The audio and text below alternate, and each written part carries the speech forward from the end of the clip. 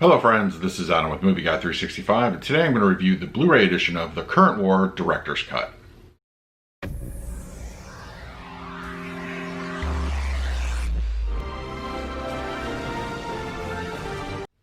If you're new to the channel, please hit the like button, subscribe, hit that bell notification. I put out videos every single day. You can also find me over Twitter, Instagram, and Letterboxd at Movie Guy 365, as well as over at the Disney Magic Hour podcast. I will put a link for that in the description.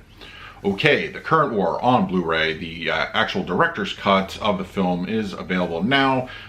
So as far as the film itself goes, I dug it, but I could see where this wouldn't be for everybody. It kind of moves a little bit on a slower pace.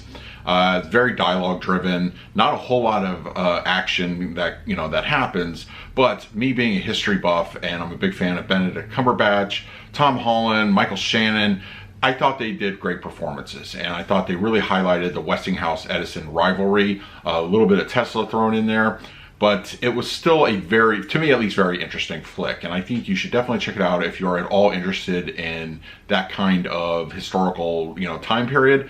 And the costuming was great, the locations, I feel it was well shot, so I really highly recommend it based off that alone. Alright, so we're going to talk about the picture quality and the audio of the Blu-ray disc in just a moment, but first let's do a quick unboxing. Okay, we have the Current War slipcover edition here on Blu-ray, and as you can see, the face-off between Edison and Westinghouse. And then the back cover and the spine. And then nothing too special on the interior, it's pretty much the same, but a little more pertinent information on that. And then interior, there we go. Some blank discs, no artwork there. Slipcover is nice though. So, alright, now let's talk about the picture quality and the audio. Alright, the Blu-ray edition picture quality of The Current War Director's Cut I feel is very, very good. It handles the overall time period nicely as far as the 1080p image goes. It looks good. It's got a nice clean look to it for the most part. Not a whole lot of noise except for mostly the really dark, dimly lit scenes. It creeps in there. 1080p limitations, that's to be expected. I didn't really feel that was an overly distracting kind of image, problem, but it does creep in there from time to time. But other than that, I feel that skin tones are really nicely represented here. Textures, the clothing of the time period really shows off here. Something that would greatly benefit utilizing HDR over on the 4K side if this were to get one. But as it stands, I think it's an overall nice looking picture. Just a lot of the nighttime scenes look good. Just a little bit elevated on the black levels, but that's once again a 1080p issue. Daytime scenes, it looks great. It looks very vivid. Just, the colors look really natural here. It's not, too outlandish. Like, they're not going to pop necessarily, given the way the film was shot. And there's a particular scene where Cumberbatch is, talking and he's like in a red room, and it looked good. It had like nice contrast there. It didn't look too, overbearing, but, for the rest of the movie, those colors are also represented really nicely. Everything, detail, looks good. It looks good in that regard. So yeah, picture quality I think is very strong, and just an overall good experience here on the picture quality of The Current War. The Current War sports a DTS HD 5.1 surround sound mix, and I feel that, pardon the pun, it has a lot of energy to it. It's a very good, robust overall experience.